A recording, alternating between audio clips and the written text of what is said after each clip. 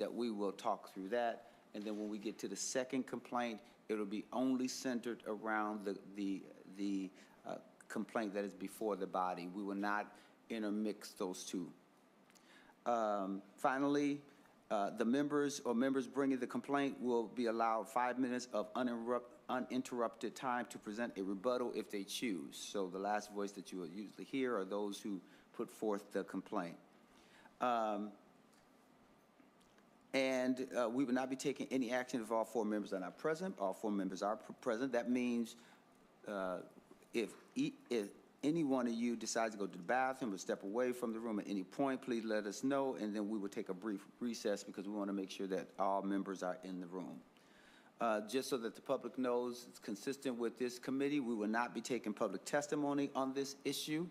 We will only be hearing from those who put forth the complaint.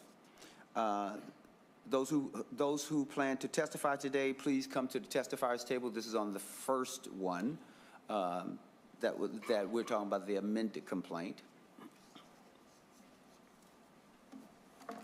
And once you get settled, I'd like to administer the oath.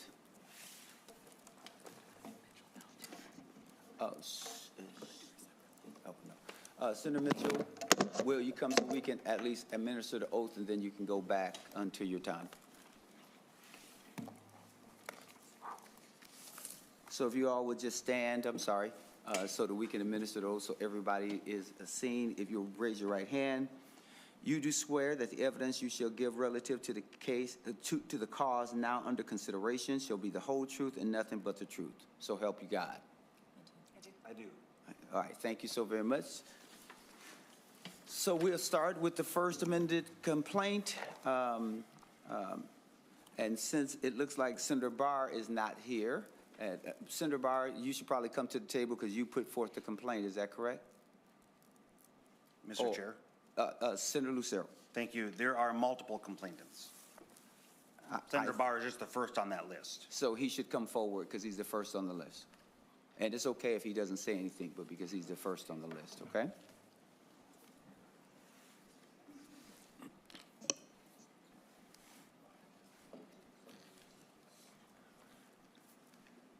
Thank you, Senator Barr. I sincerely appreciate it. All right. So it's going to be 10 minutes. So I will turn it over to the testifiers, and you will be so kind as to introduce yourself for the record once you begin to speak, if that's okay. All right, who's going to speak first?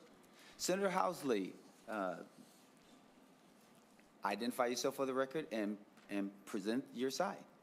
Thank you, Mr. Chair. Senator Karin Housley. Mr. Chair and members of the Subcommittee on Ethical Conduct, thank you for meeting today to consider our enhanced and amended complaint regarding the conduct of Senator Nicole Mitchell. The updated complaint contains new information, including the filing of an additional felony charge against Senator Mitchell. In addition to being charged with first-degree burglary, she has now also been charged with possession of burglary or theft tools, a felony. Furthermore, she has abused due process to delay any action by the Senate while her criminal trial proceeds, and then in turn has used her service in the Minnesota Senate to delay her criminal trial even longer. Let's first review the information regarding her actions on April 22nd, 2024. As it stands today, the facts are appalling. We have a sitting member of the Minnesota Senate facing not one, but now 2 felony charges associated with breaking into her stepmother's home. The new statement of probable cause filed by the criminal prosecutor is incredibly detailed and includes descriptions of where she was found, what she was wearing, and comments Senator Mitchell made both before and after being Mirandized and arrested. At approximately 4:45 a.m., Carol Mitchell, the homeowner and stepmother of Senator Mitchell, called 911 to report an intruder, saying, "I tripped over him. He was on the floor next to my bed. He ran downstairs in the basement." Responding officers arrived at the scene and reported finding Senator Mitchell in the basement of her stepmother's home, hiding in the bathroom. She had removed and hidden her shoes, potentially to mute the noise she would make while moving through the house. She was dressed in all black with a black hat and was carrying a flashlight she had covered with a black sock. A crowbar was found near a basement window. Senator Mitchell is charged with using this crowbar to break into her stepmother's home.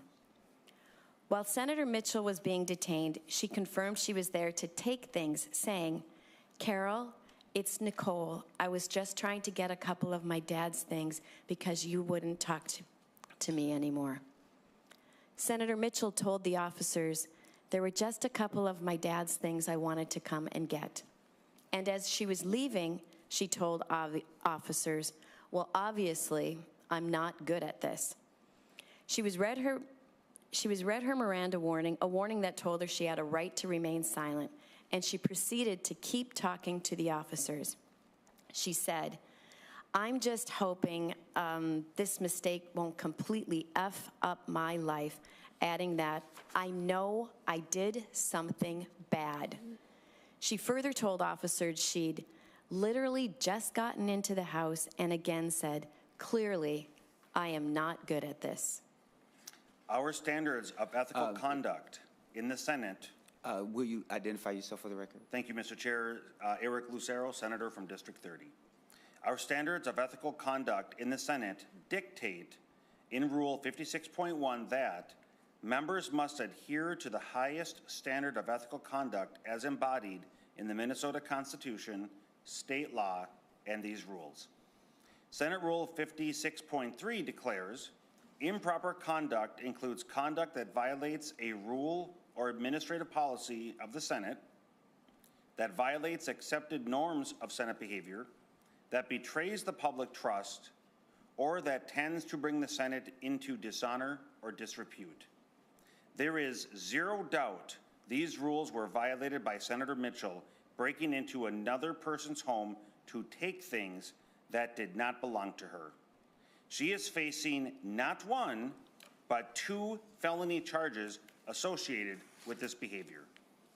After her arrest, Senator Mitchell made a public post via her Facebook page. In the post, she claimed, quote, "Over the weekend, I learned of medical information which caused me grave concern and prompted me to check on that family member. I entered a home I have come and gone from countless times in the past 20 years, where my son even once had his own room. Unfortunately, I startled this close relative, exacerbating paranoia, and I was accused of stealing, which I absolutely deny," unquote. Senate Rule 56.2 states, a member must not publish or distribute written material if the member knows or has reason to know that the material includes any statement that is false or clearly misleading, concerning a public policy issue, or concerning the member's or another member's voting record or position on a public policy issue. Senator Mitchell's post does not align with the comments Senator Mitchell made to officers who arrested her. In Senator Mitchell's comments to officers, she admitted she was trying to take things that did not belong to her. Senator Mitchell implied to the public she was conducting a welfare check, even though she claimed to arresting officers she was there to get some things. Senator Mitchell was attempting to minimize the severity of her actions and was spinning an entirely new tale about why she had driven 3 hours in the middle of the night to enter her stepmother's home. Finally, we'd like to address the delays that have followed the criminal case and the proceedings of this Ethics Committee.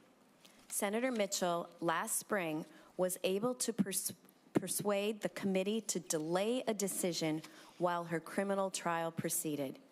Throughout the summer and fall last year, Senator Mitchell's defense team exchanged filings and motions with prosecutors. In June of 2024, the defense team requested a delay due to a scheduling conflict. The legal teams exchanged evidence and witness lists. The filings dragged on until the court case was scheduled for January of 2025.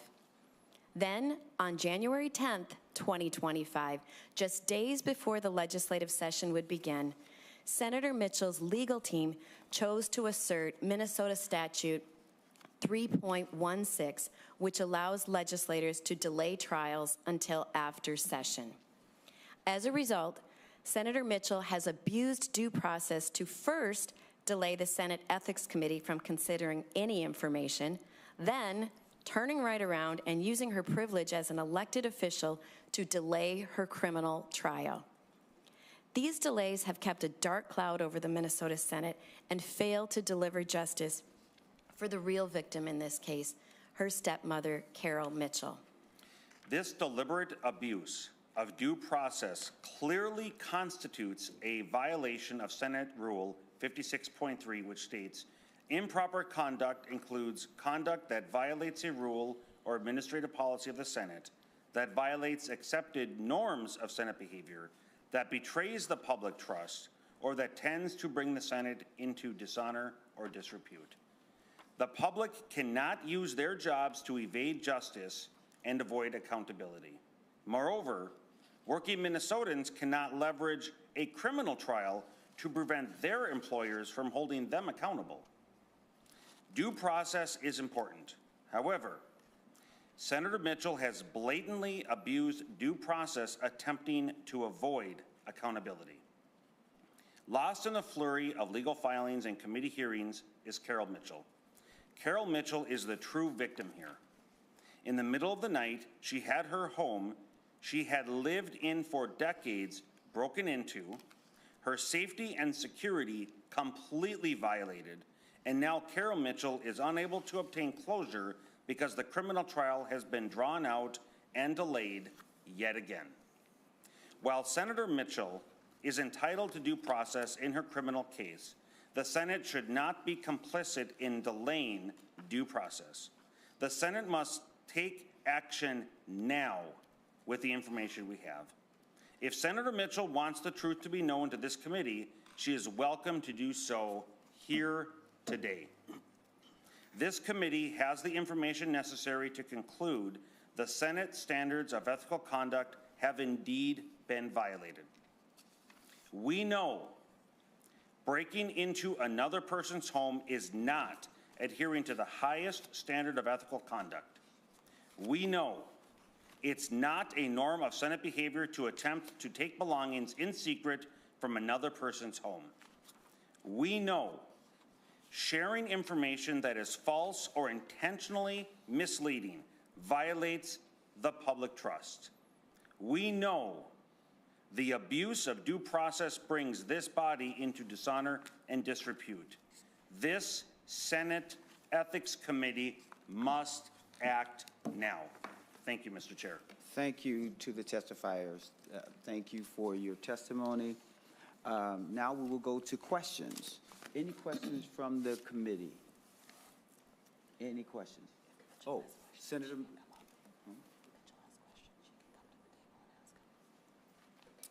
And Senator Mitchell, you can come to the table as well because under the rules, you have a right to ask questions if you want to as well. Okay? Okay, thank you. Any questions for the testifiers? Couple questions.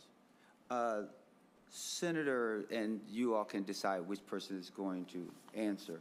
Have you all had an opportunity to read Rule 55, in particular Rule 55.11?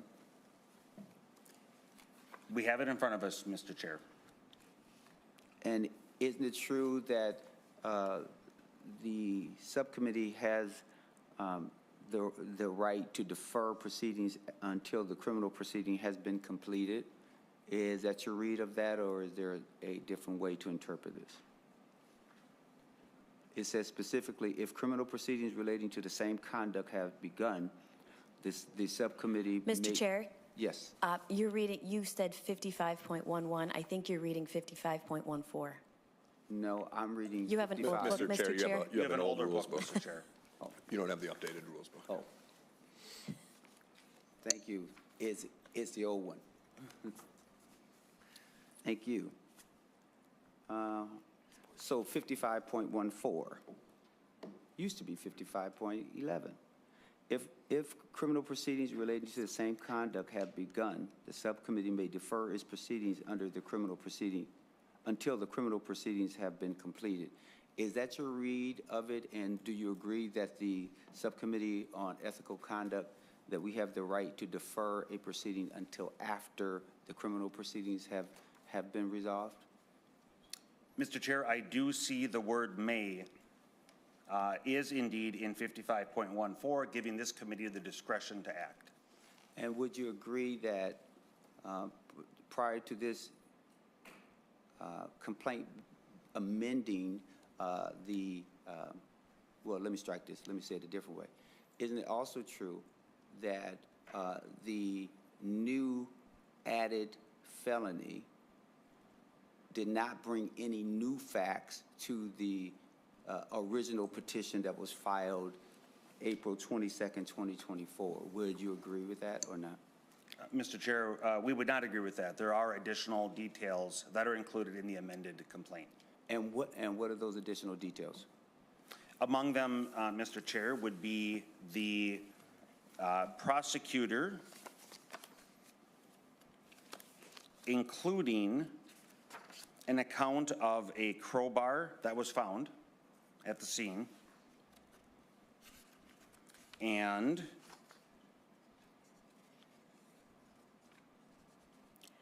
go ahead. Yep, Mr. Chair, yes. The crowbar that was found at the scene by the basement window, which was another felony, possession of burglary or theft tools, and then also information of that she was hiding in the bathroom, that she had hidden her shoes under a couch, and more of the details and descriptions of the scene.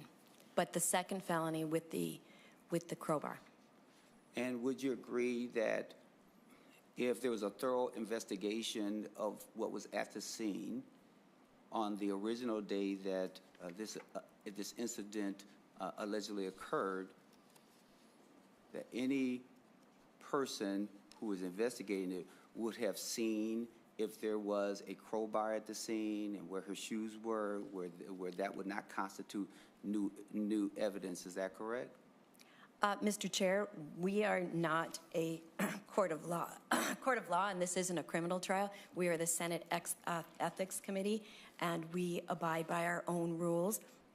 And as Senator Lucero said, we know that breaking into another person's home is not adhering to the highest standards of ethical conduct. Senator Mitchell herself had said at the scene in the police report, it's documented, she knows she did something wrong. So you can ask Senator Mitchell if she felt it was okay to be found in the middle of the night in her stepmother's basement hiding in the bathroom, if that adheres to our highest ethical standards. And to anyone that testifiers, if you're saying that this is what is represented in the complaint because that is allegedly what happened at the scene, are you also willing to concede that if there was a missing crowbar or a mysterious crowbar by a window, that would have been something highlighted and that the prosecutor had the opportunity to review that and charge her back in April of 2024?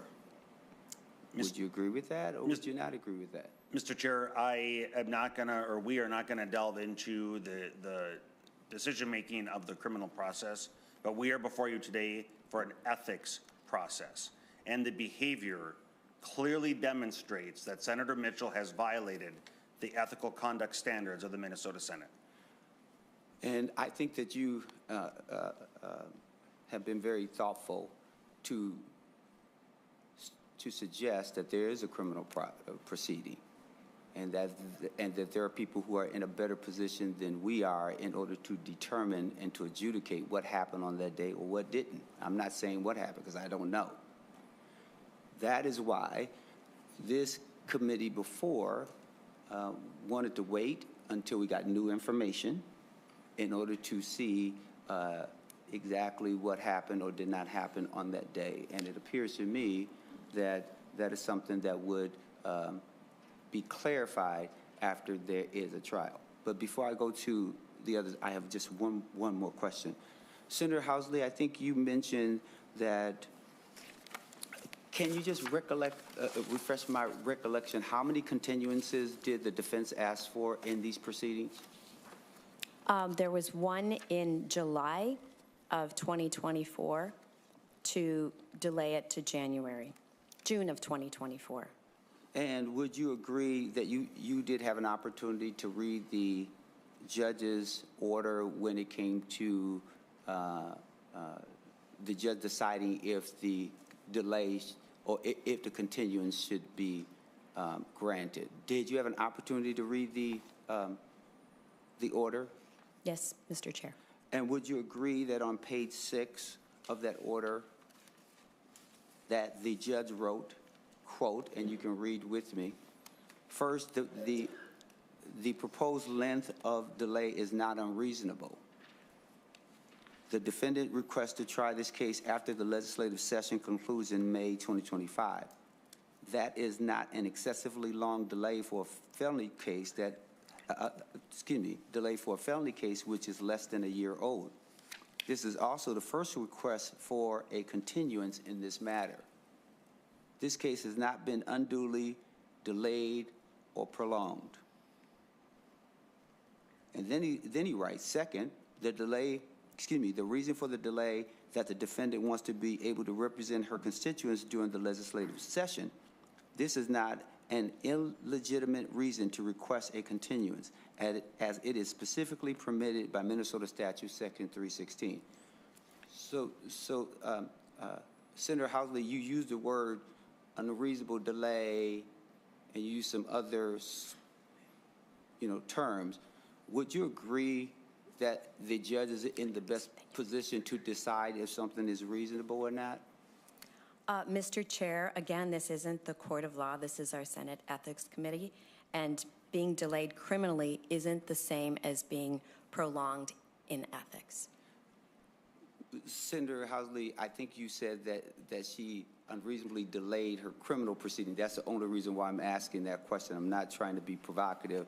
And you all did include the order in your list of documents, so I thought I would read them and read from it. And so I just wanted to make sure that we're all on the same page, that when there's this wording around unreasonable delay, abusing delay, that is not anything I found in the court's order unless someone can point me to that language that was written by the judge, and then I would recite that. Can any of you point me to language where the judge said that it was unreasonable?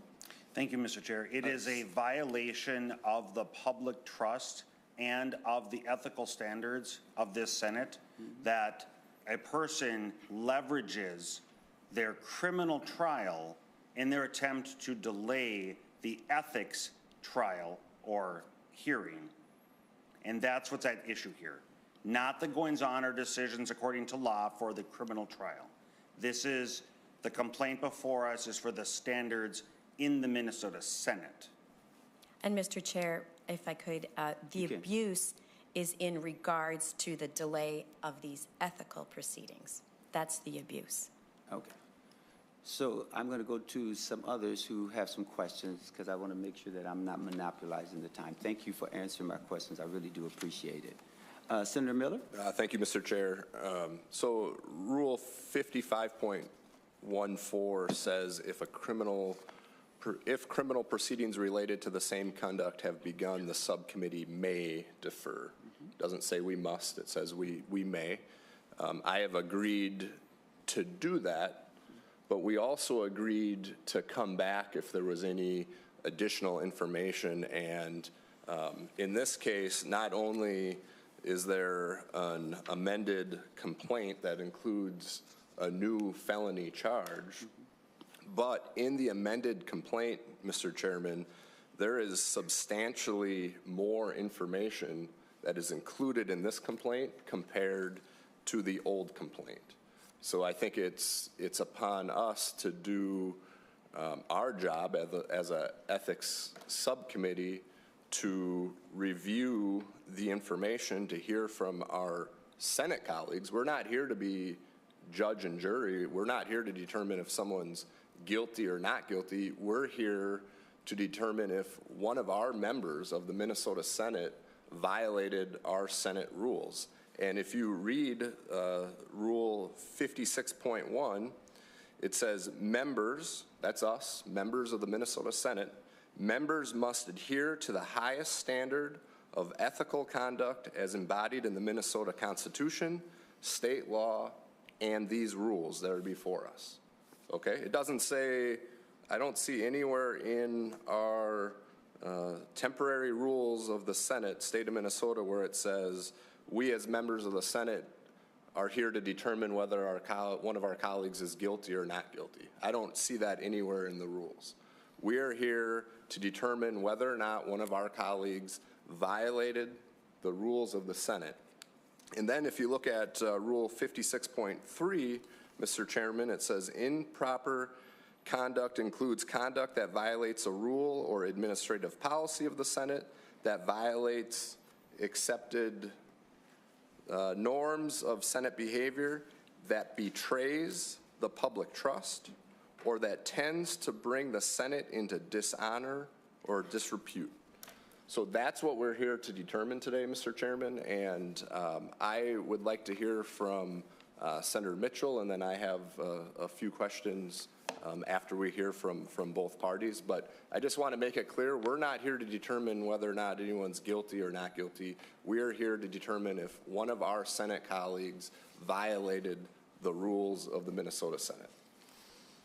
Senator Miller, I would agree with you that the rule says in 55.14, if criminal proceedings relating to the same conduct have begun. I think you will agree with me that there's a process that is ongoing from the same conduct, that the amendment does not bring any new information that would suggest that it's different conduct. And the second thing that I would hope that you would agree, you're right that it says may. We don't have to postpone it, but we know that it's been there's been the precedent of this body that if there's a criminal proceeding going forward, that we would, wait until that has been done. And even though we keep saying that we're not looking at guilt or innocence, innocence, but I've heard us reading from the complaint, which is a criminal complaint that has not been adjudicated as of yet. So there's a process in order to test any information that is in a complaint. That's the only thing that I'm saying, because there's this little thing that's called due process. Senator Miller. Thank you, Mr. Chairman. Well, I would love to reference the body cam footage, but that hasn't been available to us. So we are just trying to figure out and work off the information that's available to us. And one of the members in front of us had mentioned something about a crowbar. And you were questioning, well, shouldn't the officer see the crowbar when they're on the scene? Mr. Chairman, it was 4:45 in the morning. I don't know what it's like in Minneapolis, but down in Winona, it's still pretty dark at 4:45 in the morning. So if the victim in this case gets called back later the next day or later that morning when it's light outside and says, hey, officer, there's a crowbar in the window well of my house that's not mine, I would not expect that to be in the original statement of probable cause if it happened later in the day. And then furthermore, the following day, Mr. Chairman, it says one of the officers returned to the victim's residence on April 25th. So that was a couple days later. I believe this all happened on April 22nd, right? So this was 3 days later, and I'm just going to read right from the statement of, sorry, I'm not an attorney, I have to look at this, statement of probable cause. It says that the officers returned to the victim's residence on April 25th, so this was 2 or 3 days later. At that time, it was determined that a small sliding basement window where Mitchell's backpack was shoved, and if you remember from the first complaint, this is the window that Senator Mitchell said that she entered, so I have some questions for her. Which window did she actually enter in the basement? Because the original window that she said she entered, they determined it was too small for a human to fit through. So then the officers determined that the larger egress window next to where the crowbar was discovered was Mitchell's most probable point of entry. The officer noted faint pry marks on the window. He also observed traces of loose dirt around the windowsill and on the desk immediately inside the egress window. Mr. Chairman, that is substantially new information compared to where we were when we last met as an ethics committee. Senator Mitchell, maybe you or the testifiers can answer this question that I think would help. Can you tell me the date that the prosecutor amended the complaint? What date was it?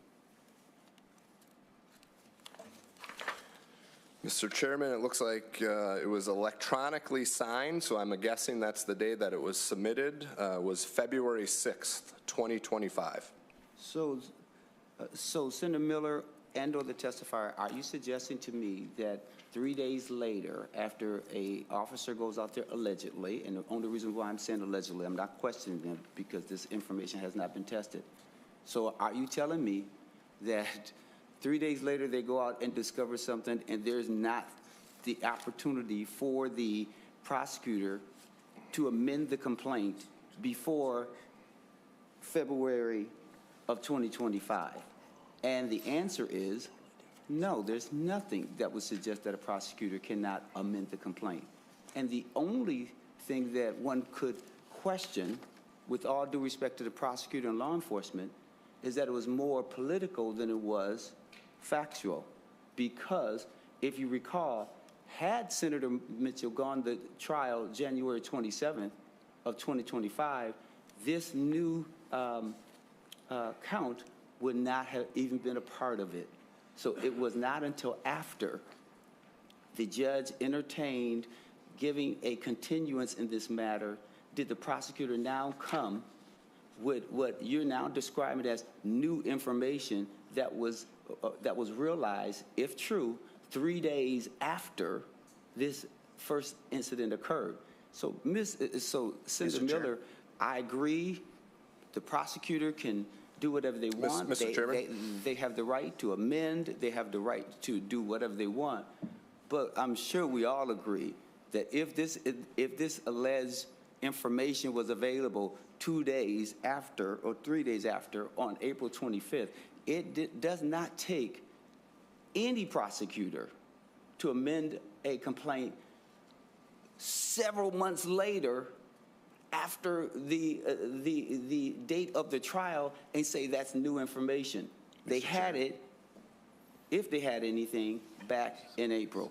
Mr. Chairman, Senator Miller. I don't know the answer to that question because I'm not a prosecutor, but I do know that we are here today to determine whether or not one of our members violated Rule 56 of the Senate rules, Senate State of Minnesota rules. 56.1 says members must adhere to the highest standard of ethical conduct as embodied in the Minnesota Constitution, state law, and these rules. I would argue that state law was violated as well as the rules of the Minnesota Senate. Mr. Chairman, Rule 56.3 says improper conduct includes conduct that violates a rule of administrative policy of the Senate, that violates accepted norms of Senate behavior. I'm not sure that breaking into your stepmother's home is an accepted norm of Senate behavior. Also, Mr. Chairman, Rule 56.3 says that betrays the public trust or that tends to bring the Senate into dishonor and disrepute. Mr. Chairman, that is what we're here to determine today. Senator Miller, the only reason why I went down that road, and then I'll get to you, Senator Matthew, the only reason why I went down that road is because you were the one who said that there's new information that has been articulated in the complaint that wasn't available before. Mr. Chairman, I said there was substantially new information, that's which there is substantially new information in front of me right now. I want to make sure that we don't interrupt each other, because when you were talking, I was very quiet. I didn't say anything. But if you want to clarify it, I'll say substantial from your vantage point. The only reason why I raised it is only because I was responding to what you said as it pertains to substantial new information, and I'm saying it's not substantial and it's not new information. There would be a jury that would decide whether it's substantial enough in order for the person to be found guilty beyond a reasonable doubt, and that is this, that will let us know if state law was violated. Senator Matthews. Thank you, Mr. Chair. Couple points I want to bring out with this discussion. Excuse me. Long description about the process and what the prosecutor chose to do and not do. This committee had agreed last year the right to come back if we got new information. It's basically irrelevant to this committee how or when we got that new information. Fact is, we did get new information because I went through as well, looking for and highlighting what new facts are in the updated complaint that we didn't know about from the previous complaint, and it is significant. There's a lot of highlighted information that is on this. So it's irrelevant as to how we got it. We can question if the prosecutor was political, not political. You know, as an attorney, the prosecutor has discretion to do that in whatever time frame that they want to do or choose to do. They have significant prosecutorial discretion. The end of the day, the bottom line is this committee now has information that we didn't have publicly released last year at the time of the first complaint and the first hearings that we did. So it is well within our committee's rights to consider this and determine whether or not we want to act on this new information. The second point that I want to make is we go round and round in circles about this word may from Rule 55. It's now Rule 55.14 in our rules. And we do not simply have to rely on the decision that this committee made last year in our hearings at that time, because new significant factors can change this committee's determination as to whether or not we will stay on, as we did last year, deciding to defer proceedings until more steps had occurred, or whether this committee now wants to change its mind and move forward on that. The new proceedings, you know, where we left off in a hearing last year, and I forget which month it was, but I believe it was while we were still in session, was we had set a date for after a potential June 2024 hearing in order to determine if there was new actionable information at that time. And you know, as well as everyone on this committee, that June 2024 got delayed to January 2025. And then, as the complainants have alleged here in this new complaint, just a few days before that hearing, the defense invoked the Minnesota statute. Was a second delay from January 25, and now it's, I believe, scheduled in June 25. And there's a whole argument of leveraging the Senate process against the judicial proceedings while simultaneously leveraging the judicial proceedings against our Senate process here. So this committee gets to decide how many times that circle can be, how many times we can run around that merry-go-round before deciding that we're actually going to take action here. And the final point that I'm going to throw out, Mr. Chair, with that is the trial is now scheduled for June, and we all hope that we are done on time here in this session. However, there is a non-zero chance, hopefully it's a very, very small chance, but there's a non-zero chance that the legislature could find itself in session in June of 2025. And the question definitely is posed out there. Is there potentially going to be a repeat of this again, asking for a delay yet again from June 2025 to some future date? And what is the committee then going to do at that point, and how long we're going to continue to wait for this? So with those reasons, it is well within this committee's rights to determine if we will still use the may defer its proceedings, or if we decide it's time for us to decide not the criminal trial. All of that is not, we're not the judge and jury, but we can decide whether we should change course and decide whether the conduct here is in violation of our Senate Rule 56. So thank you, Senator Matthews, for those words. I will agree, just so that we're clear, we did agree as a committee that we will come back if there's new information. And every time we heard something, as we approached the hearing, I made sure that we called everyone to say, here's the information. We even provided it to you in writing, what we learned, and then for us to determine if that was something that would require us to come back in, because I've always been committed to that. And so, so as a committee, we can decide, and I think we should either decide if we're going to delay this until after the criminal proceeding, or take a vote one way or the other. It's fine. I do think that that we would get done on time. Maybe I'm just a hopeless optimist, but I see Senator Draheim shaking his head, but I'm hoping that we do get finished in time. But I can't predict the future, and I can't predict what is going to happen.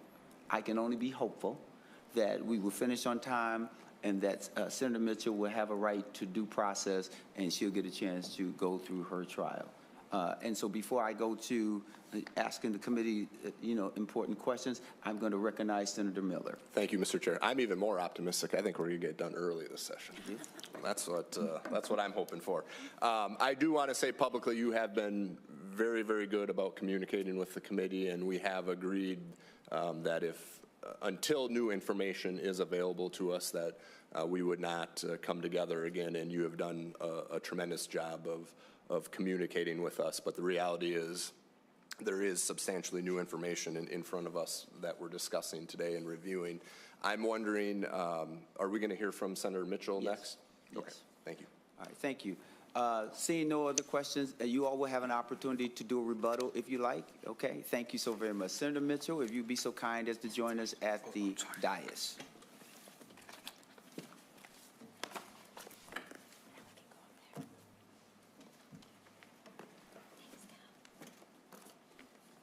Senator Mitchell, you are under oath. As the other testifiers, you did so kindly come forward and you were sworn in. As you know, as I indicated earlier, that those who are bringing the complaint, they would have 10 uninterrupted minutes of an opportunity to talk. You now have your 10 minutes, and you can use that 10 minutes in any way that you would like. If you will identify yourself for the record and then give us your testimony. Thank you, Mr. President, members of the committee. I appreciate your time. I am here to ask that the committee continue to follow Senate custom and delay any decision until after any allegations are completely resolved. Not only is it Senate custom, but it's the will of the people of Minnesota who we all represent. There was actually a poll that came out just last month asking Minnesotans from around the state whether a decision by the Senate should be made now or wait until the conclusion of the matter in question. And the majority of people want to wait. And while it's not a poll, the feedback I've received from my own district has been even more clear. People reaching out every day to tell me what's important to them or how I can help them in some way. A lot of anxiety right now based on things coming down at the federal level. I have a growing district, and my district population is estimated now at almost 87,000 people. They have asked me to stay and keep working for them, and they deserve representation. So again, I ask that you follow the course that you have already taken, the course of Senate custom, and delay a decision until the appropriate time. Thank you. I'm sure you understand that beyond this statement, I will not be able to comment further or answer questions related to this ethics complaint. Thank you, Senator Mitchell. Members, any questions? Senator Miller. Thank you, Mr. Chairman. Senator Mitchell, is there a police report available from the incident? And if so, have you seen it? Senator Mitchell. Senator Miller, as I have stated, I am not able to answer questions, which to me is the very crux of why we should delay this, because I have a constitutional right I would very much like to answer questions, and I look forward to the ability for due process to play out and for myself to be able to do that, but I cannot at this time, which is exactly why we should delay the proceedings. Senator Miller. Thank you, Mr. Chairman. Senator Mitchell, is there body cam footage available from the incident? And if so, have you seen it? Again, Senator Senator Mitchell. Miller, I cannot answer questions. There is an extensive public record which you are able to look at. Senator Miller. Thank you, Mr. Chairman. One of the things that I noticed when I was reviewing the original complaint and then the amended complaint, not only is there an additional felony charge included in the amended complaint, but there's substantially more information on what happened on during the incident on April 22nd. And Mr. Chairman and Senator Mitchell, one of the things that I saw that was in the amended complaint but is not in the original complaint is this quote. This is quoted right from the complaint. The victim stated when she called the police that there was an individual on the floor next to her bed and that the individual ran into the basement. The victim would later add that she had stepped on the individual briefly before they got up and fled the room, end quote. My question for Senator Mitchell, Mr. Chair, is, Senator Mitchell, were you on the floor next to your stepmother's bed at 4 o'clock in the morning, or approximately? The phone call was at 4:45 a.m., so I'm not sure exactly what time, but approximately 4 o'clock in the morning, 4:45 a.m. on April 22nd, 2024. Senator Mitchell. Again, Senator Miller, I have a right under the Constitution to not be answering questions. I have made that very clear, which is exactly why we should wait until the time that I can answer questions. Mr. Senator Chairman, Miller. I have one more question for now. And I did not see this in the statement of probable cause, but Senator Lucero mentioned it in his comments that at some point, Senator Mitchell, you had mentioned that you were doing a welfare check on your stepmother.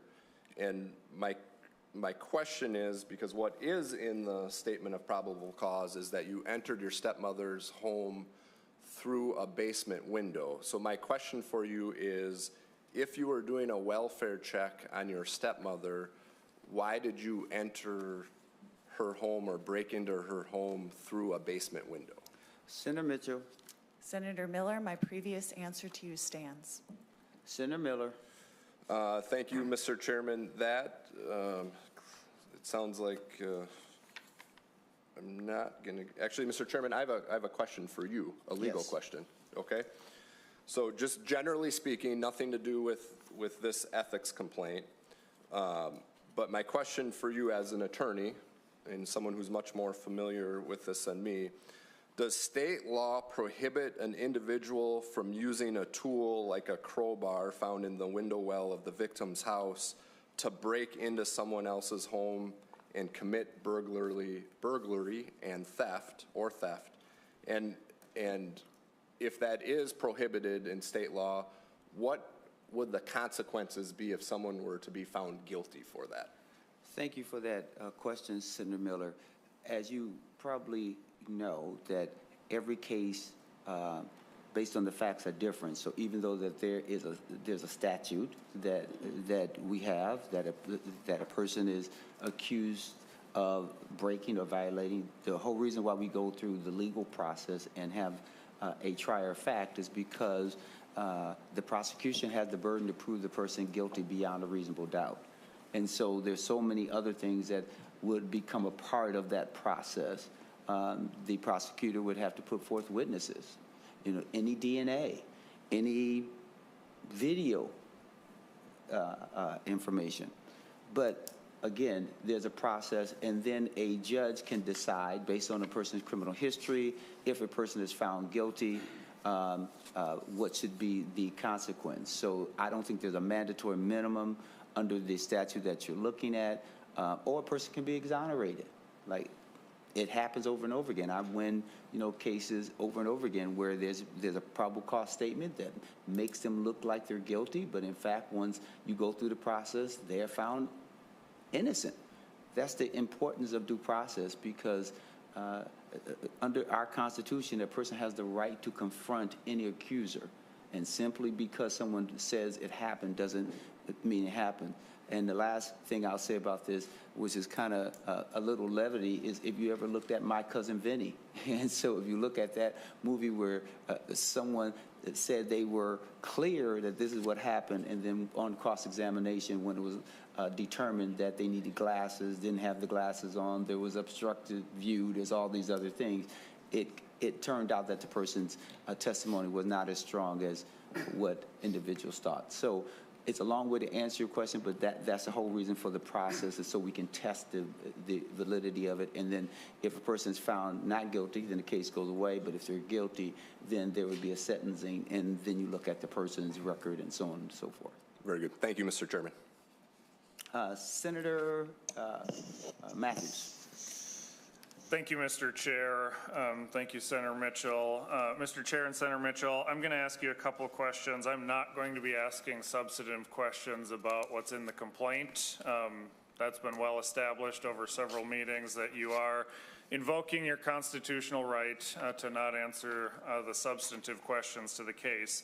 I am going to ask you a few process questions, because that is related to some of why we have this amended complaint here before us. So at some point last year, there was, I don't know if it was the trial, but there was some form of hearing that was scheduled in June of 2024 that your attorneys then needed moved later than that date. Is that correct? Senator Mitchell.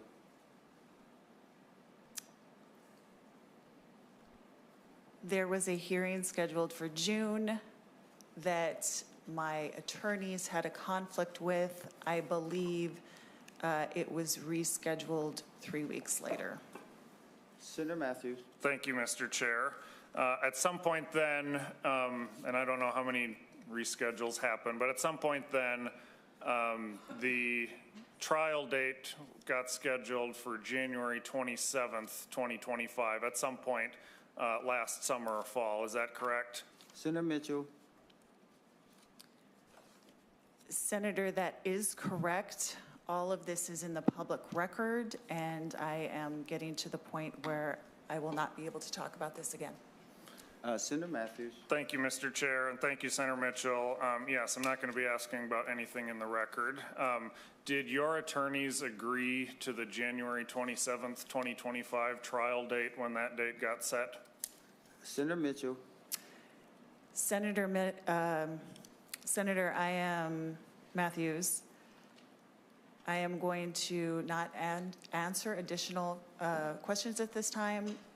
I was not part of that. That is a question for my attorneys who are not able to be here today. Senator Matthews. Thank you, Mr. Chair. Thank you, Senator Mitchell. I would be asking them these questions if they were here. So the request to continue off of the January 27th date was made on January 10th, 2025. I guess the question I would be asking to your attorneys is if they were aware that January 27th fell within when the legislature was in session at the time that they agreed to that hearing. So I'll pose that to you. I know that your attorneys aren't here, but that's the question that we're posing. Senator Mitchell. Senator Matthews, you're now asking me to tell you what a different person did or did not know. And again, I'm not going to continue commenting on this. Senator Matthews. Thank you, Mr. President. Thank you, Senator Mitchell. No, there's communication between attorneys and clients. Sometimes you do know why you're doing different things or different motions, but I understand. So the request got filed on January 10th, 2025 to continue the trial and invoking Minnesota statute 3.16. So my question is, was it on January 10th, or at what earlier date did you and your defense team determine that it was within the legislative session and that you would need a continuance? Senator Senator Mitchell.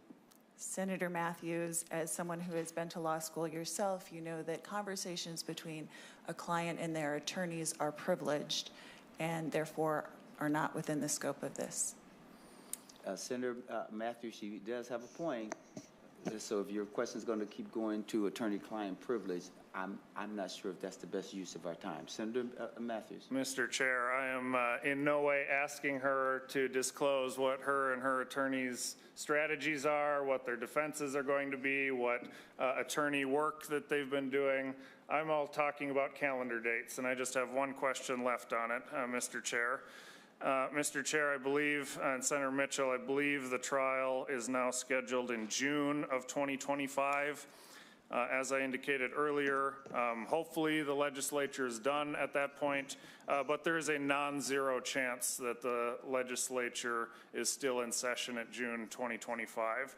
So if we come to that date again, will it be your intention to file a similar continuance request under Minnesota Statute 3.16 to delay it again off of June 2025? Senator Mitchell. Senator Matthews, again, I am not going to be answering questions about conversations with my lawyer or related to details behind this case. All right. Senator Miller. Were you done, Senator Matthews? Okay. Senator Miller. Thank you, Mr. Chairman. I have a question for Senator Matthews. I don't know how often I've heard the term non-zero chance. Are you saying that there could be or could not be a chance that we're done on time? That's my question for you. That's a pretty good question there, Senator Miller, because I wasn't quite sure. I don't know if I've heard that term very often. Senator Mitchell, just for clarification, I have a question. Did you state earlier that when this January 27th date was set and agreed to, that your attorneys did not consult with you about that date? Did I hear you correctly when you said that? Senator Mitchell. Senator Miller, I do not recall phrasing it in that way, but I'm sure Senator Champion could speak to the scheduling process better than I could, but I think it has a lot to do with other people's schedules. Well, so Mr. Chairman, Senator Mitchell, did your attorneys consult with you when the January 27th date was set? Did they consult with you, and was there agreement amongst you and your attorney? Senator Miller, that gets into attorney-client privilege, but I'll let her answer. Senator Mitchell. Senator Miller, I was informed. Thank you. Senator Miller. That's all I have, Mr. Chairman. Any questions? And if there are questions, let's please stay away from the facts, because she's already made it very clear that she's not going to answer specific questions related to the case. So if you could help us out, that would be great. Senator Lucero. Thank you, Mr. Chair. And Senator Mitchell, do you acknowledge that a criminal trial and this ethics committee are different processes? Senator Mitchell. Senator Lucero, based on how some people are trying to play it out, it seems like there might be some confusion, but yes, they are different processes. Senator Lucero. Thank you, Mr. Chair. Thank you, Senator Mitchell. Do you acknowledge that the Senate rules of ethical conduct are unrelated to criminal proceedings? Senator Mitchell. Senator Lucero, I am not, I do not fully have the rules memorized. I believe there is some overlap in how things relate, and so I would leave that to experts like Senator Champion. Senator Lucero. That's all I have, Mr. Chair. Thank Senator Housley. Thank you, Mr. Chair. And Senator Mitchell, off of what Senator Lucero said, violating ethical conduct of the Minnesota Senate, your attorney was asked why Senator Mitchell allegedly wore all black and carried a flashlight with a sock over it. And your attorney said that I agree that all of these circumstances was suggested would suggest that was her plan to go in and out without disturbing anyone, as well to try and receive the items that are hers. I believe she was trying to protect herself from being noticed. I'm not going to deny that. She wanted to basically make a check and retrieve a couple of items that she felt were being wrongfully withheld from her despite earlier promises. He said that to the Star Tribune, April 23rd, 2024. So I don't know if you've talked to your attorney about what he stated, but do you believe that that would be a violation of our ethical conduct in the Minnesota Senate? Senator Mitchell. Senator Housley, I can't speak to what someone else said. I can say that I did not have a lawyer officially hired on April 23rd, so I find that statement confusing. Senator Housley. Mr. Chair and Senator Mitchell, when we had our last ethics committee, you had Bruce Ringstrom Jr. here as your attorney, and this was Bruce Ringstrom Sr. As part of the same firm representing you, according to his son on the last ethics committee trial. So you're saying he was not hired as your attorney? Senator Mitchell, to the question,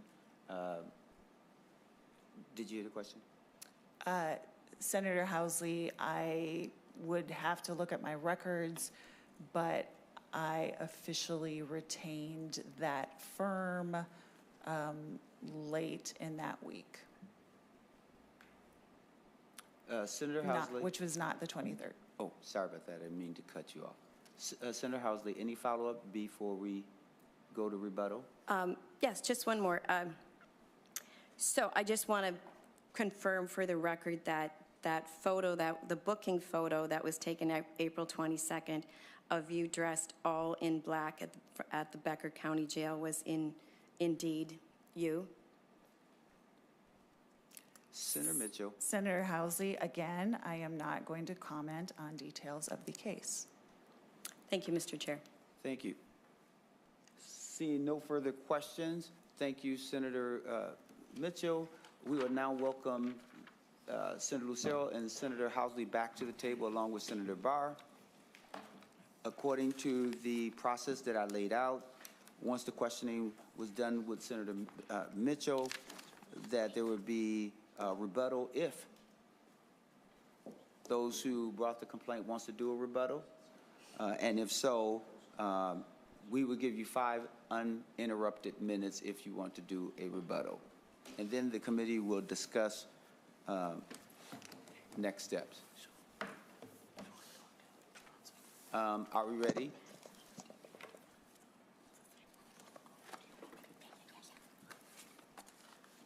Thank you, Mr. Chair. Mr. Chair and members of the committee, thank you for taking time today to consider the new information in this matter. Last spring, the Minnesota Senate returned from its Easter Passover break short a member. One of our colleagues was found dressed all in black by police officers in her stepmother's basement after a frantic 911 call reporting an intruder. That intruder was member Senator Nicole Mitchell, who has been charged with 2 felonies. What happened in the early hours of April 22nd, 2024 is a disappointing and sad episode. Many of us have experienced difficult losses and strained relationships of complicated family dynamics. But that's absolutely no excuse to break into anybody's home through a basement window, dressed all in black, to take things. We contend Senator Mitchell's actions in April of 2024 violated Senate standards of ethical conduct in 3 ways. First, Rule 56.1 requires members to adhere to the highest standards of ethical conduct. Senator Mitchell is charged with 2 felonies. This fact alone is unprecedented for this body. Further, she was literally found at the scene of the crime by police officers in all black clothing and a black hat.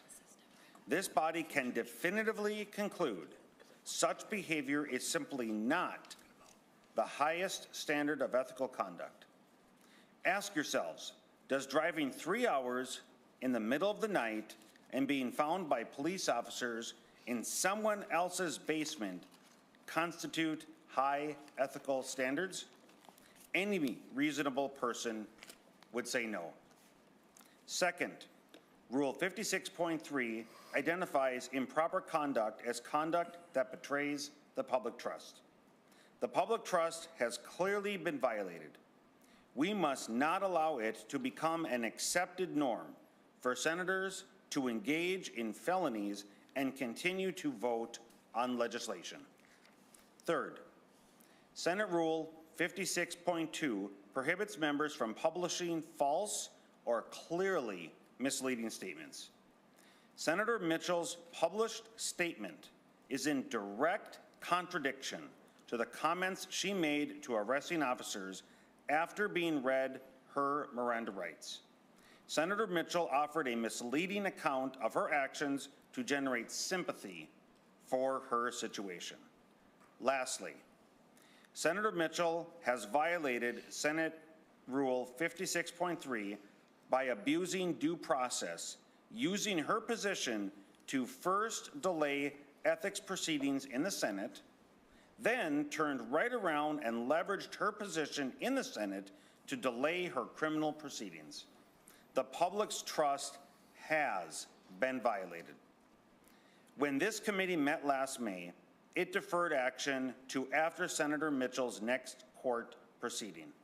It was argued to this committee that the legal process was only a few short weeks away, and it could hold off decisions to allow the trial to proceed. The committee never reconvened because the trial faced delays throughout the year.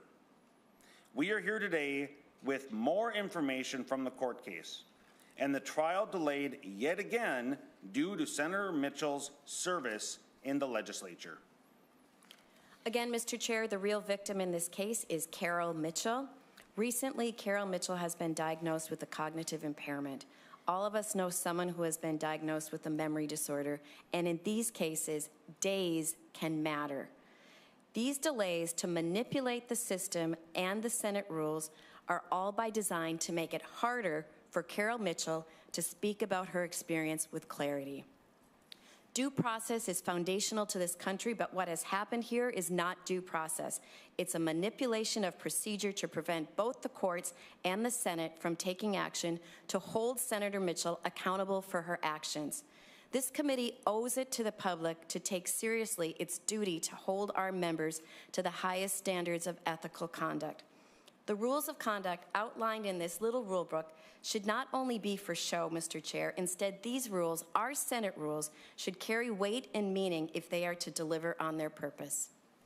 Thank you so very much. Thank you for your testimony today. The committee will now decide what the next step should be or decision around this case.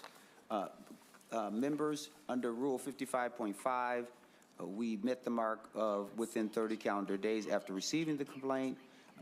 We are here meeting, and there are a couple options available to us. One is for there to be a finding of no probable cause. We can vote to defer action until a certain time or proceed with an investigation. Any suggestions as to how you, or which vote you'd like to take first, or if there's a motion? Senator Matthews. Mr. Chair, that was going to be one of the questions that I think is best posed for you to answer as to your intention with this. If you were still remaining of the position that we had last year, given all this new information, I think our positions have been pretty clear on this all the way along, but we are needing to hear what you and your side is believing with the May and the rule and the new information and the delayed trial dates and all of that. Thank you. Senator Matthews, from my perspective, this is an amendment to an ongoing criminal proceeding that's already in process. There's a trial date, and the information with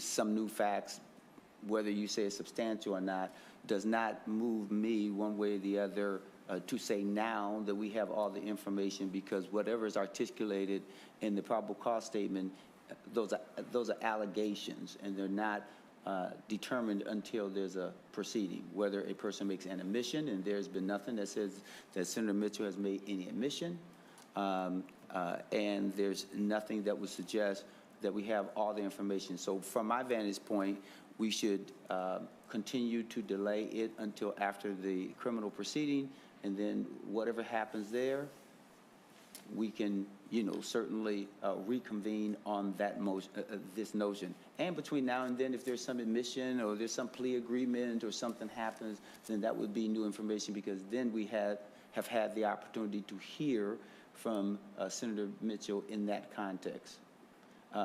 Senator Miller. Thank you, Mr. Chairman.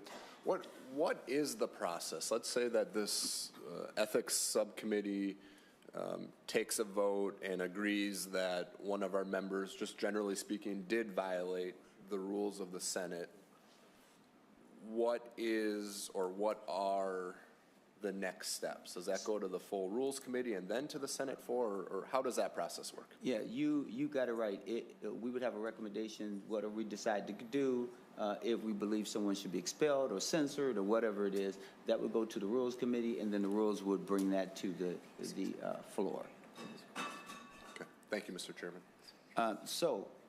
Senator Kunish, and remember that we have a whole nother complaint that we have to hear as well. Senator Kunish. Sure. I just want to ask you, or ask the experts here, have we ever in the history of the Minnesota Senate acted on a complaint involving a criminal case before the legal case has been completed or concluded? Have we ever done that before? I say that because we're talking about norms and practices here in the Minnesota Senate. Do you know if that has ever been the case? I will go to Ms. Stengel, who can speak to that question. Thank you, Mr. Chair and Senator Kunesh. To my knowledge, the Senate has not taken action on an ethical complaint brought before the Subcommittee on Ethics where a member is also the subject of a criminal complaint until the criminal complaint has been finally discharged. There are several instances where there's a criminal complaint and the member has either left office or it's been otherwise resolved before the ethical process has played out.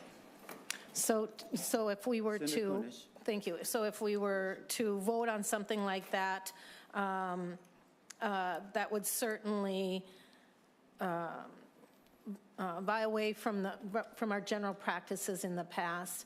And I think we really need to take that into consideration. And if that's something that we want to create a presumption or a future action, I think we need to think about that hard. Senator Miller. Thank you, Mr. Chair. Along the same lines, I'm just wondering if we're going back in history, do we know if we've ever had a member that's been charged with two felonies? Ms. Stengel. Mr. Chair and Senator Miller, I do not know that the answer to that. I know that there have been members that have been charged with various crimes, some of which may have been a felony, but I don't know the number of counts. Thank you. Seeing no other question, Senator Matthews. Yeah, motion. Go ahead, Senator Matthews. All right. Thank you, Mr. Chair. I appreciate your perspective on how you view the facts with this case. However, I am going to, with the new information that we had in here, I am going to make a motion that this committee make a finding of probable cause and make a recommendation to the Rules Committee for expulsion. That is my motion, and I believe I need to request a roll call vote for that. That's up to you. I will request a roll call vote, Mr. Chair. Roll call requested, roll call granted. Any questions on the motion that is before? Seeing none, Taylor, Ms. Bennett will take the roll.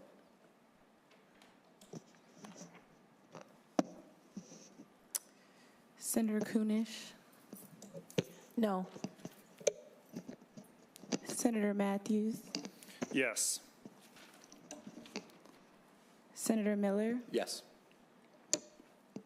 Chair Champion. No. There being 2 ayes and 2 nays, the motion is not adopted. Any other motions? Well, let's go through them then. We've already heard the motion for probable cause. I will now go to the motion to see if there should be additional investigation. Motion before the body is whether there should be further investigation. Do I need someone else to make that motion, or can I just make that motion because it's okay? And Senator Kunish? sorry, Mr. Chairman. So the motion has been made. What are the results? What if this is a upward? If it passes or it fails, what are the results of each of those votes? Results if Senator Kunish makes the motion, and if she votes no, and I vote no, and you two vote yes, then it fails. There would be no investigation. And then we will then go to whether the committee wants to defer this action until after the trial. Mr. Chairman, what if all 4 of us vote yes? Then what happens? Then an investigation would be launched. In Mr. Chairman or council, what does that mean? Senator, I will turn to Senate Counsel, Ms. Stengel, to the question. Thank you, Mr. Chair and Senator Miller. That's up to the subcommittee to decide. It could be additional hearings with additional witnesses. It could be looking to have somebody outside come in. It's really up to the subcommittee to determine what that investigation would look like.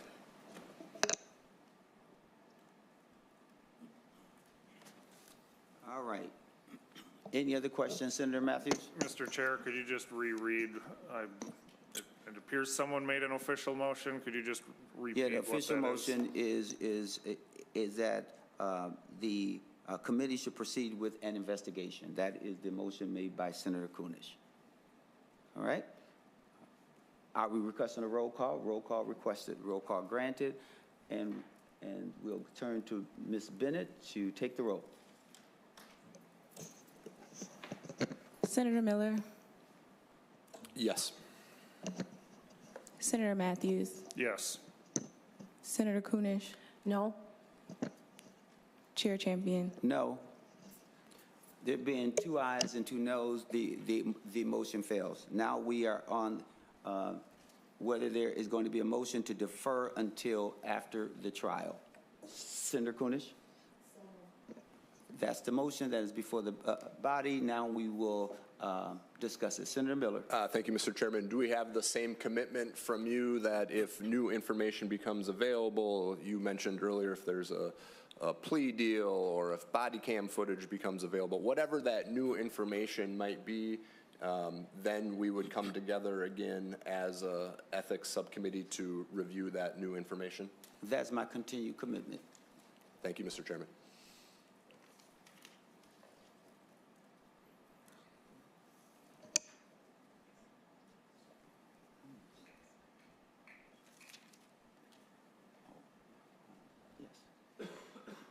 Okay, thank you. I just need to answer a question. We know what the motion is that right?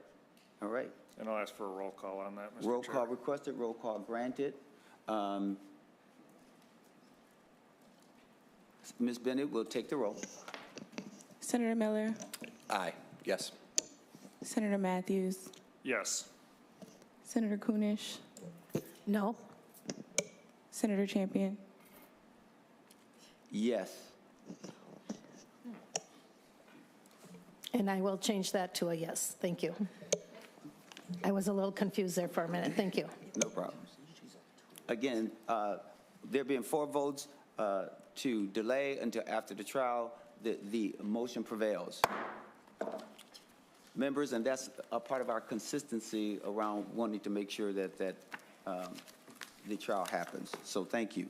Now, with that being stated, we will now go to the second complaint Members, I also just want you to be conscious of the time. I'm not rushing anyone. I'm just making sure that everyone knows that. We'll now move to the complaint that's brought by Senator Jaskowski. I'll ask Senator Jaskowski to come forward to make the presentation of his complaint. Are you having any other witnesses, Senator Jaskowski, or members? Mr. Chairman? Senator Miller. I'm sorry to do this, but can I ask for a quick break to rinse out my coffee cup and fill it up with water quickly before we start the next Yes. complaint? Thank you. I'll be right back. Brief recess until he returns. Okay.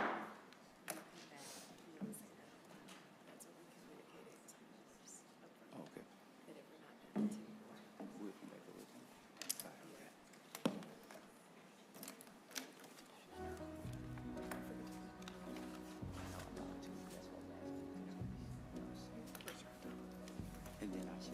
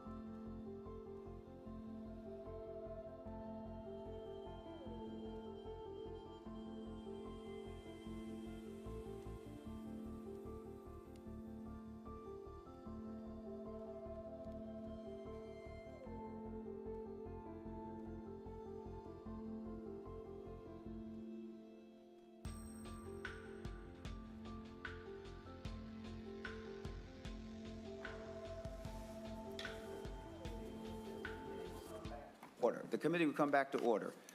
All right, Senator Jaskowski, will you be so kind as to stand? And if I could ask Senator Mitchell to also come up to the table as well so we can do the oath. The reason why we're doing the oath, just so that everyone understands, is because this is a new complaint and I want to make sure that we have it all covered. All right? And there's no one else that's planning to testify as far as senators or anyone, is that? No, Mr. Chair. Okay, thank you so much. All right, if you'd be so kind as to raise your right hand, do you swear that the evidence you shall give relative to the cause now under consideration shall be the whole truth and nothing but the truth? So help you God. I do. Thank you so much. As I mentioned earlier in the previous presentation, that you have 10 uninterrupted minutes for you to present your side, and then the committee can ask questions, and then that will be followed by Senator Mitchell, 10 uninterrupted minutes, and then the committee can ask her questions. And if you choose, you can have 5 minutes rebuttal. But also, just so everyone understands, that if we're not done by 10:45, we then will come back at 5 p.m., just so that everyone is clear. All right, with that being said. Mr. Chairman, just so everyone knows, I am not available at 5 p.m. tonight. My son has a choir concert in Winona, so 5 p.m. will not work for me tonight. Okay, then what we'll do is my understanding that was communicated to everyone, understand the whole issue about your kids, so then we'll have to find a different date, and it won't be immediate. I just will say that, okay? Senator Jaskowski, to your complaint. Thank you, Mr. Chair.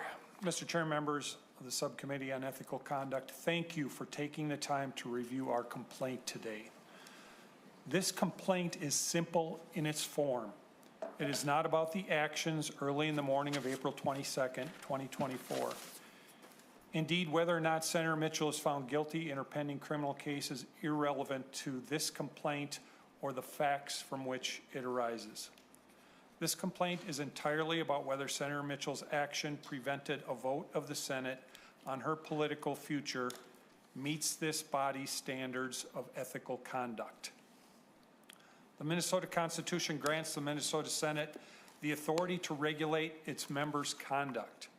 Article 4, Section 7 specifically states that each house of the legislature may, quote, punish its members for disorderly behavior and with the concurrence of 2/3 expel a member, unquote.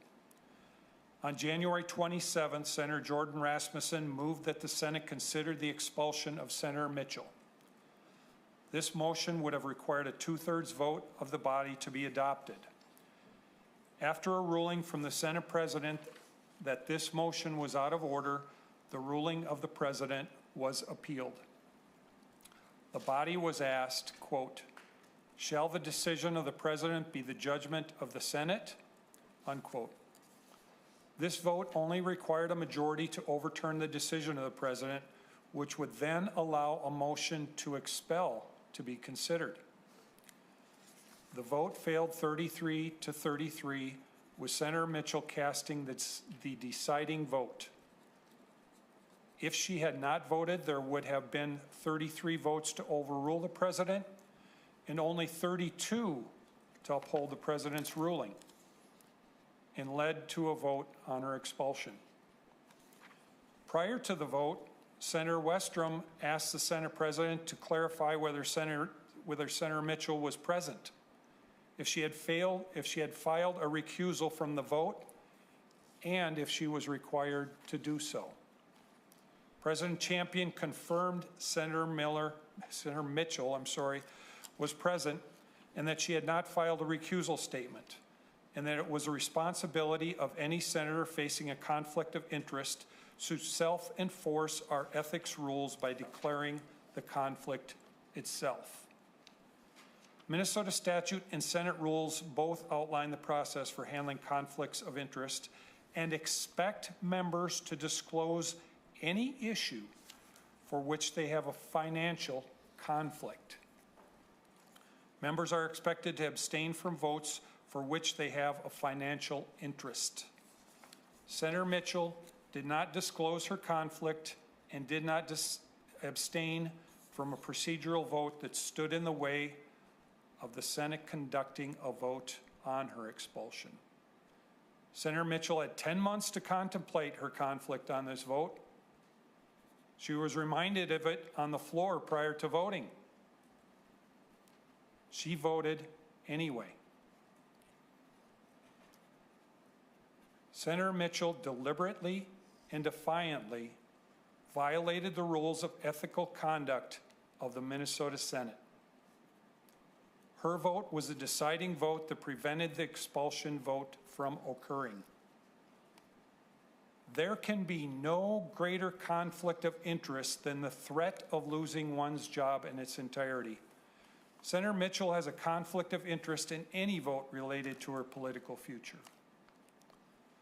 The benefits to remaining a senator are considerable. Senator Mitchell is an employee of the state with a salary, health insurance, and assigned staff to help her with her work.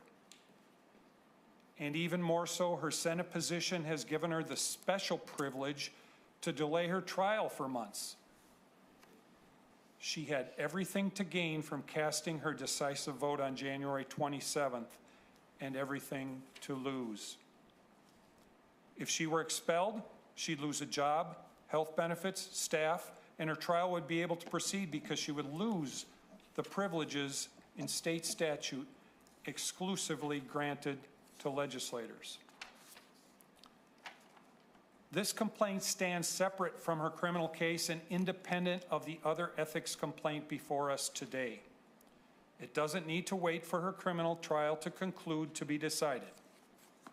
The Subcommittee on Ethical Conduct should immediately act to prevent Senator Mitchell from participating in any vote associated with her political future and should take any and all disciplinary action warranted by this clear violation of the public trust. Thank you, Mr. President, members. Thank you so much, Senator Jaskowski. Any questions for Senator Jaskowski? Senator, seeing that no one is rushing to the mic, I have. Senator Mitchell, you can also come up because if you want to ask a question, you are entitled to do so. Senator, here is my question. As you outlined on the day when, as you said, Senator Rasmussen brought forth this motion, and eventually there was a ruling from the president about whether such a motion was possible in light of our rules, that that the Senate president, and it's weird to talk in the third person, but I will do that for the record, made a ruling that that motion was inappropriate. Is that correct? Mr. President, the president made a motion that it was out of order. Absolutely. And it was appealed. That's the motion, or the motion that was brought that is the subject of this complaint is the vote on the appeal, which would have dismissed the motion that Senator Rasmussen brought and dismissed the threat that was before Senator Mitchell that day. So you would agree that it was Senator Friends who put forth the point of order. Is that correct? That is my recollection too, Mr. Chair. And it was ruled, and therefore that point of order was well taken. So the body was only speaking to whether that point of order was appropriate to be on the floor or not, and not the underlying issue as to whether Senator Mitchell was going to be expelled. Is that correct? That is correct, Mr. Chair, and it dismissed the resolution proposal brought forward by Senator Rasmussen. So Senator Mitchell's vote, her no vote, or actually her yes vote supporting the president's appeal decision, her vote dismissed Senator Rasmussen's motion that he brought before the body. That's the effect, that is the direct and complete effect that that vote had. Now, Senator Jaskowski, let's play this out. Let's say that the president had ruled that the point of order was not well taken. That could have happened. Is that correct? That could happen, Mr. Chair, and the body could have also voted that it was not well taken. And had Senator Mitchell followed Senate rules and not voted and abstained from voting as the Senate rules and state statutes say she should have, we would have had the same outcome, and that would have been, the Senate would have then entertained the motion to expel Senator Mitchell. So Senator Jaskowski, you are one who is pretty well learned when it comes to parliamentary procedure, but you also understand that that there's a specific question that I think that you're avoiding to answer. The question is, if I would have said that that the Friends order was not well taken, that means then Senator Rasmussen, or at least the resolution that was before the body, would be before the body. Is that right? That is yes correct. Or no? Is that right? That is correct, yes. Okay. Senator Jaskowski, isn't it true that even if we got to that point where it was not well taken, that another member could have stood up and asked for the body to be adjourned? Is that correct? Any motion would be in order at that point. Any subsidiary, incidental, or other related motion that is in order would have been in order at that point, Mr.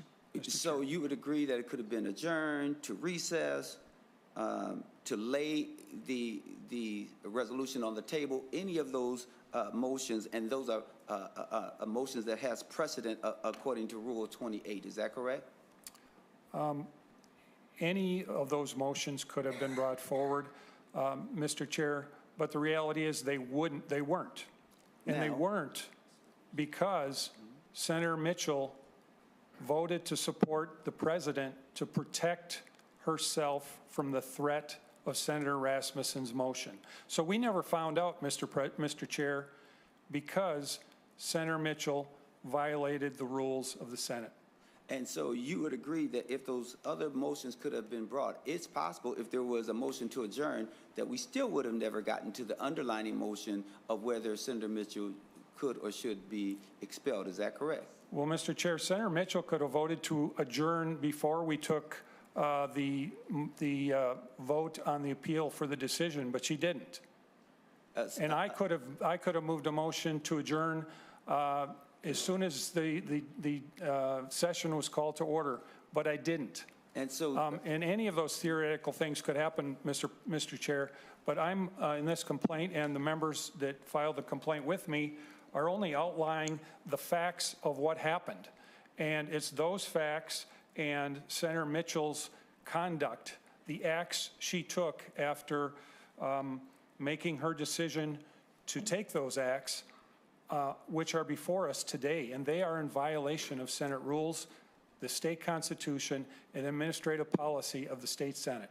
so Senator Drazkowski, the reason why I asked you those questions, and I know that you want to stay on message, I really do understand that, but because we're talking about specific actions and whether someone concludes that the body would have gotten to the motion that was before it if Senator Friends's point of order was not well taken, that is speculation at this point as to what would or could not have happened because the president's point of order was well taken. That's my only point. Well, Mr. Chair, if I could, Yes.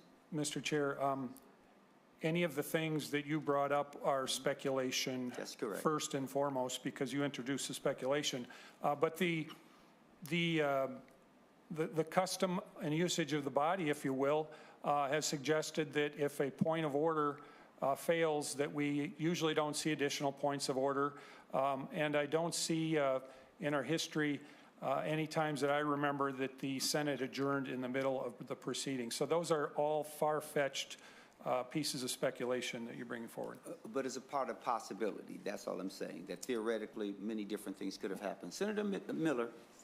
Thank you, Mr. Chairman. You brought up a lot of hypothetical situations there that I don't know the answer to, but what I was going to say is exactly what Senator Drazkowski just said. I've been in the Senate for 15 years, and I do not remember one situation where there was a motion before the body and the body voted to adjourn for the day. So if we're looking at the custom and usage of the Senate, I don't believe that, at least I don't remember a situation where there's been a motion in front of the body and then the body is abruptly adjourned for the day. And furthermore, we can go down the path of hypothetical situations all day long. The reality is Senator Drazkowski's complaint is not a hypothetical situation, but an actual situation that is before the ethics subcommittee today. And the only reason why I'm raising it is because I'm reading the rules. And under the rules, even if you, Senator Miller, are talking about adjourn in the middle, we have taken recesses right when there's been a bill up and that there's been a requirement. And if you look at Rule 28, that's number 2. It's a precedent. I'm just suggesting that there's a number of different things that could have happened, and the conclusion that means that would have been before us is not there. Senator Miller. Yeah, thank you, Mr. Chairman. And I would just like the record to reflect that a recess is significantly different than being adjourned for the day. And I have been in a situation where the body has recessed when there's a motion in front of the body, but I don't recall a situation where we have adjourned while there's a motion in front of the body. And Senator Miller, just so that we're clear, when I was reading from Rule 28, it's a number of motions. That's it. It's not just adjournment. And I'm looking at Rule 28. So it's not just adjournment. I use that as an example along with the other motions that are outlined in Rule 28. Senator Matthews. Thank you, Mr. Chair. My question for Senator Drazkowski is towards the nature of your complaint with the decision made with the vote. And I want to ask you how it compares to other venues in the real world, potentially an employee facing disciplinary action with his employer at his place of business, maybe a corporate boardroom, maybe university personnel or other government officials. I tried to look through and research if there's ever a situation where a person potentially facing disciplinary action has a vote or a say in what the final result of that would be. I'm wondering if you could weigh in on that question, if there's any comparable to an average person in the state of Minnesota that could enjoy such a privilege. Senator Matthews, I'm not going to recognize him for that question because that seems to be outside of the bounds of what we're here to talk about and to do, right? Because we're talking about what happened here, and for us to talk about other boardrooms and other things like that, I think that's a little outside of our bounds. If you have another question that would get to whether he knows of something here, what it would feel like, or any legislative body, you can certainly speak to that. Mr. Chair, strongly disagree with you. Okay. That is absolutely within the bounds of weighing this decision with deciding how this decision lines up. I did research. I can't find anywhere else where someone's given the privilege afforded to them that they get a say in what their final disciplinary step would be. And so why would an elected member of this body be able to take such a privilege for themselves that is arguably not even in the rules, arguably is in violation of rules that are against personal interests, and a ruling that clearly is not afforded to anyone else in the state of Minnesota? That is my clear question for Senator Drazkowski. And Senator Matthews, Senator Drazkowski clearly said that she was not voting on the ultimate question, but her vote did not allow the question to be put on the table, so to even be brought before the body. That's what the testifier indicated. So that's clearly different, and I'm okay if you have something else, but to go outside and start speculating as to what other people did or do in boardrooms, I just think that's a little outside the bounds. Mr. Chair. Senator Matthews. Thank you, Mr. Chair. No, we're actually splitting hairs at that point because the parliamentary motion ahead is directly related to the question of disciplinary actions on the floor, potential expulsion votes that she prohibited from coming to the floor. So, Mr. President, I will put it this way. I did research to see if I could find any other avenue in our world today, in our culture, any other business, any other comparison where someone gets a say in a disciplinary move that they are facing with their employer, with whether a corporate, university, governmental setting. And it is not a custom and privilege of anyone that I can find that allows the member under consideration for disciplinary action to have a vote and a say in what the outcome that would be. And I'm very disappointed that you're not even allowing the discussion to the author of the complaint on this part, because that very well was a thought process potentially in his mind and the minds of the signees as to why they were bringing this complaint here today. And it appears that it is a clear violation from the rules, and that's part of the argument we're trying to get to at this complaint. And Senator Matthew, just to be clear, at the very top of this, before I go to Senator Miller, Senator Drazkowski was clear and he was correct when he said this is not about anything else. This is about what happened on that particular day. No, but then when you want to expand it to have him talk about— Mr. Chair? Hold on. To talk about other things that falls outside of those bounds, that is all I'm speaking to. Senator Miller. Mr. Chair, I'd like to respond to something you said. Can I do that? No, I'm going to go to Senator Miller. And then we'll get back to you because you'll have an opportunity to speak. Mr. Chair, the only comment I was going to make is it appears that we tried to go down hypothetical road, and I just want to make sure we're not taking that path. We're not turning down that road. I think Senator Drazkowski has been incredibly clear on what his complaint is, and I'm just going to read it right from the complaint. Senator Nicole Mitchell violated Senate Rules 56.1, 56.3, and 56.4 by casting a vote upholding the ruling of the president that had the effect of preventing the body from considering her own expulsion. Her vote was the deciding vote on whether the Senate would consider her status as a member of the body. Mr. Chairman, I think Senator Drazkowski has been incredibly clear on what his complaint is. Senator Miller, I agree that he's been very clear as to what his complaint is. What I simply asked about whether on that day that there are other intervening motions that could have been brought forward before you got to the ultimate question that was put forward by Senate Resolution number 1, right? But with that being stated, I want to see if the committee would be available 15 minutes after session as opposed to at 5 p.m. so that we can, you know, get in and still take the time while everything is fresh in everyone's mind. Mr. Chair, could I address something you said?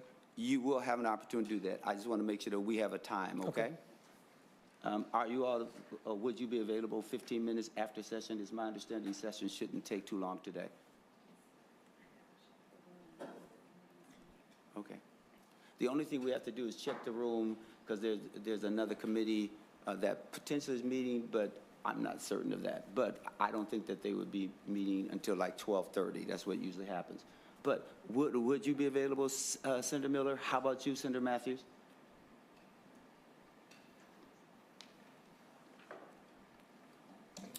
Mr. Chair, I can probably make that work, yes. Thank you. Senator Kunish? Yes.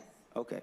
Now, Senator Drazkowski, you want to react to something that I said before we get ready to go because we have to go to the floor. Senator Drazkowski. Thank you, Mr. Chair. I'm trying to remember exactly how you said it, but you said that you used my words or said them incorrectly. You said that this complaint didn't relate to anything else. That's not what I said. What I said is it doesn't relate to the criminal complaint that is being entered or it is before Senator Mitchell. And to Senator Matthews' point earlier, Mr. Chair, if Senator Mitchell had followed the rules of the Senate, the laws of the state of Minnesota, and the administrative policy, 3 rules of the Senate, 5 points in Minnesota statute section 10A.07, and the conflict of interest 1.35 in the administrative policy of the state Senate. Had she done that, the Senate would have conformed with the rest of the world. Back to Senator Matthews' question, the Senate would not have had Senator Mitchell involved in that discussion. She would not have had input into whether or not she was going to lose her job. But she didn't follow the rules, and she did that in order to avoid the threat that was before. And Mr. Chair, Mr. Chair, I'm almost done. I gave you a minute. Listen, I gave you a minute to address what I said. You can still finish your statement after we come back because you are back in the chair. Okay. Thank you, Mr. Chair. All right, members. What we're going to do is we're going to go to session. 15 minutes after session, then we're going to report back here, and if you could be on time, because we want to try to get through this as much as possible, okay? And Senator Drazkowski, you'll still remain under oath, but you'll be in the seat, okay? So I don't want you to think that you don't have an opportunity to speak to your issue. And Senator Mitchell, you'll have an opportunity to sit there and ask questions as well, okay? With that being said, we are in recess.